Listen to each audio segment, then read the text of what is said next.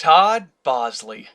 That name alone strikes envy in the hearts of men and orgasms from within the loins of women since he got his break in Little Giants back in '94. However, when Lloyd was released in '01, it did nothing but strike a crushing blow to almost everyone that worked on the movie. The director, Hector Barron, did not helm another movie for 12 years, and most of the cast has Lloyd as their only film credit to date. Is this movie an abysmal pile of shit? While Lloyd obviously flopped at the box office, assuming there was even a limited release, it has a steadily growing cult following, probably from people like me that seen it on flicks around 2002 or 3 at 3 o'clock in the morning. Enough of this shit. What's it about? Todd Bosley plays, you guessed it, Lloyd, an 11-year-old, forever alone ginger that has no habiliment resembling a friend and is seen as a repulsive dope by the shallow, cruel bitches known as sixth-grade girls. Lloyd's opening scenes are so depressing that I'm sure Paxil was handed out at the movie theater and bundled with a VHS DVD upon release. For instance, not only does he not get a card on Valentine's Day, but to add insult to injury, he gets his ass kicked by a guy named Storm. Now Storm, played by Patrick Higgins, is supposed to be this cock-of-the-walk sixth grader that has a rock star following with all the women, but no one can explain why. This douchebag looks like the wrestler Glacier from WCW before he hit puberty, and this girl in the opening scene wants him to be her first kiss. This girl has the balls to say Lloyd's ugly and looks like a cricket, but yet she's wanting to make out with a fuckhead that looks like a complete mongoloid. Lloyd's teachers are just as bad as his classmates. Mrs. Krupp is a very butch-looking bitch. Short silvery hair, husky, and just an all-around hateful old bag. While she treats every kid in the class as if they were a failed abortion, Lloyd was treated the worst of the lot. Knowing what old manly bitches do, she sends him to resource class, which is the equivalent of tutoring or special ed. She claims his grades were terrible. I imagine she was just jealous because he was pulling numbers and getting ass because of the street cred following Little Giants, and asked that his punishment be added to the script. The only decent teacher in his film is Mr. Weed, played by the late great Taylor Negron. This guy looks like he's so shot up on antidepressants that he pisses out candy hearts and shits out sunshine. I imagine to get in character for this role that Negron had to smoke a lot of weed, hence the name. Anyhow, the small group of students were forced to introduce themselves. Storm's up first, and what does he say? I'm cute, and girls like me. Spoken like a true self-absorbed fuckface who fails to realize he'll eventually become a pizza-faced masturbation king come high school. The girl, Carla, played by Chloe Peterson, secretly adores Lloyd, but man does this girl have issues. I love ketchup, is all she states in her introduction. If I were Lloyd, I'd run like hell. A girl this disturbed at this age might be a decent one-night stand somewhere after high school, but she's not relationship material. Liking ketchup alone should be a red flag, as ketchup is one of my mortal fears. You know, being a master of the Kama Sutra and lovemaking in general, I'm even positive that Todd Bosley himself would not share a fetish for ketchup. You might as well just dab fresh period blood on yourself if you're going to lace yourself with ketchup. The final kid that introduces them is Troy, played by Brendan Ryan Barrett, who ends up being Lloyd's ally against Storm, the future pizza-faced gas station attendant. Well, Lloyd tells the class that he can do magic tricks. Seeing as this was PG, several scenes had to be deleted to maintain the rating. The magic trick shown in the scene is making a coin disappear. The original scene was Lloyd snapping his fingers and making Storm's pants drop so everyone could get a good laugh at his cock. It would then follow with Storm quitting school, slowly developing an addiction to crack, and making money for his addiction by letting truck drivers take sloppy shits on his chest. However, it was PG and the actor was a minor at the time, but if they remade it today, same actors, it would be legal, acceptable, and right in the eyes of the public.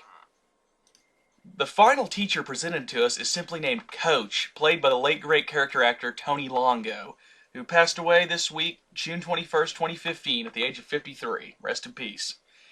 He's a husky, gruff dickhead type who has a penchant for wearing black tank tops.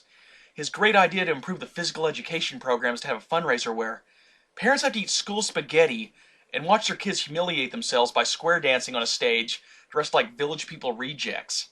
You might as well cosplay as Barney the Dinosaur and serve ramen noodles. It's just as demeaning and stupid. The only bright spot in the movie besides Lloyd's cougar of a mom and the eccentric Mr. Weed is Lloyd's mentor, Tom Zebo, played by Tom Arnold, who's a broke-as-fuck magician who runs a poorly performing magic shop where Lloyd is probably the only customer. Tom's claim is that no one cares about magic anymore. It's his way of saying that wearing a top hat and saying abracadabra while watching a woman undress from a closet will not only not get you laid, but land you with a restraining order. Don't do it. Especially when it's his ex, Roseanne Barr. Don't do it. Ever. Lloyd's life starts looking up when he mows a lawn and can buy a pair of sunglasses that he thinks look badass. He's bobbing his head, blowing kisses to women, and dances his way to his desk in Krupp's class, much to her jealousy once again. Her eyes were fueled with anger like a Brazilian woman who did not reach orgasm before her lover. I highly doubt in real life that a person with anger issues such as Krupp would be allowed in a classroom. The fact that she shouts and yells at the top of her lungs for him to take his sunglasses off and then smashing them with a giant textbook as punishment. I mean, come on now, Lloyd takes it like a boss, but if there was an alternate take, it would involve Lloyd with a camcorder busting into the teacher's lounge and watching his two chubby teachers, Krupp and Coach, having sex. It'd be like two rhinos wrestling on top of an Escalade performing excessive grunts and whimpers to a ginger's amusement. His life is like a roller coaster ride. It starts to be on the upswing the same day. Lloyd's still butthurt about Krupp shattering his fuckshades, but in Weed's class, a new student and fellow ginger named Tracy, played by Kristen Parker, joins them. Lloyd has his eyes set on her. He wants to eat her alive like an obese Hannibal Lecter scarfing down slightly chilled Reese cups, but plays it cool. Lloyd's confidence takes a temporary boost when she admits that she can't spell and wants to become a model, so he figures, this is an easy piece of ass. Not even 30 seconds of being in the classroom and Storm cock blocks Lloyd with some smooth talk and gaining the attention of his ginger dream girl. Lloyd realizes that he has no friends and that he cannot kick Storm's ass by himself, so he befriends Troy, the other guy in his resources class. They hang out one night. The way the film was shot, it involved playing PlayStation, watching Alien, answering the door for the pizza guy in bras, and playing hockey. Because what really happened, drinking 2 six-packs of beer, attempting to watch Lloyd's mother take a shower, and pushing Lloyd's smart-ass younger brother Nate downstairs in his underwear be deemed too risque. I mean, it's perfectly logical. If you watch the movie, his brother's about 8 years old and has at least 10 girlfriends at his very young age, while Lloyd's a lonely ginger who is the type that would stare at you from a corner of the cafeteria, slowly sucking the yogurt off his plastic spoon as his tears saturate his table.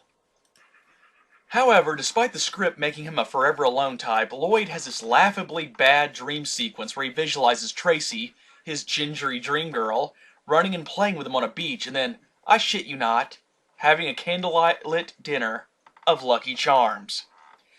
When we're kids, we all have fantasies of the person we're crushing on, and sometimes they can be a little fucked up, but Lucky Charms? Anyhow, moving along, Troy and Lloyd are playing soccer on the street, and Lloyd's wearing this stupid fucking blue baseball cap that serves no purpose. In fact, Troy and even Nate wear a hat in future scenes in this movie, and it bothers the fuck out of me. Why do they have to wear a fucking hat? Mindfuck, I tell you. Aside from the stupid forced-fucked hat wearing, Lloyd realized it's time to take action and let this Tracy girl know that he likes her.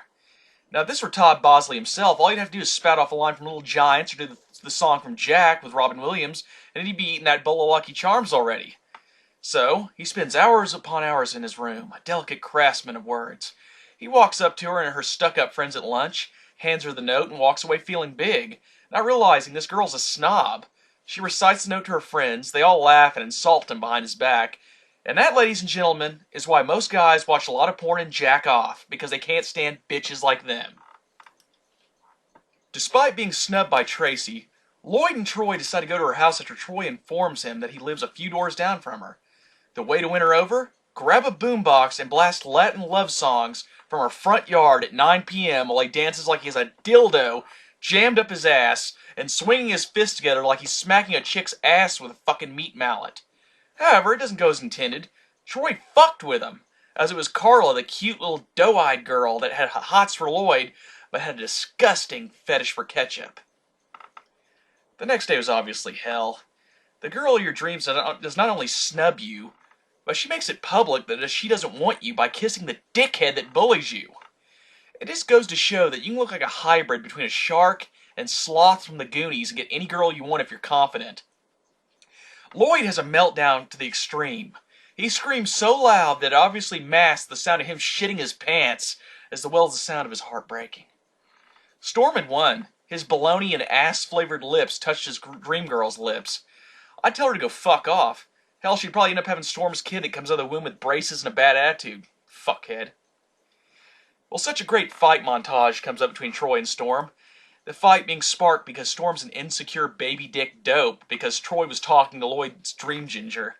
You know, a fight breaks out and a crowd of kids are cheering on the fight, cheering on Storm to kick his ass! Kill him! Mainly his bowl haircut sporting flunkies who look like third-rate Peter Tork impersonators or some codename Kids Next Door clones. I mean, Troy obviously loses the fight because not only is Storm a general run-of-the-mill dickhead, he's also some rare species of steroid-pumping sixth graders who could probably kick a grown man's ass because he's a dipshit hairdo and dipshit clothing. Well, before you know it, it's time for the stupid fucking spaghetti dinner and square dancing horse shit. What can I say? Lloyd was dressed as a cactus, does magic, and is in a disco suit similar to John Travolta's in Saturday Night Fever, and a food fight ensues, much to the amusement of Mr. Weed, who's probably all doped up on crack. Troy, Carla, and Lloyd get into it with Storm. Carla confesses her love to Lloyd, and everyone lives happily ever after. At the end of the day, Lloyd's better half was age-appropriate ass that had a gross fetish for ketchup but was good to him. Troy got to dress up like Andrew Ridgeley from Wham!, and Storm learned that being a big dickhead does not give you a big dickhead. I'm sure he'll find that out when he's in college. Final thoughts, 3 out of 4 stars. Its cult following still steadily grows as the movie's available on VHS and DVD on Amazon. There's been a rumor floating on the internet that there was to be a sequel called Lloyd 2, Growing Up, that was produced in 2003, but I believe it's a bullshit hoax, as one of the few sources is Wikipedia.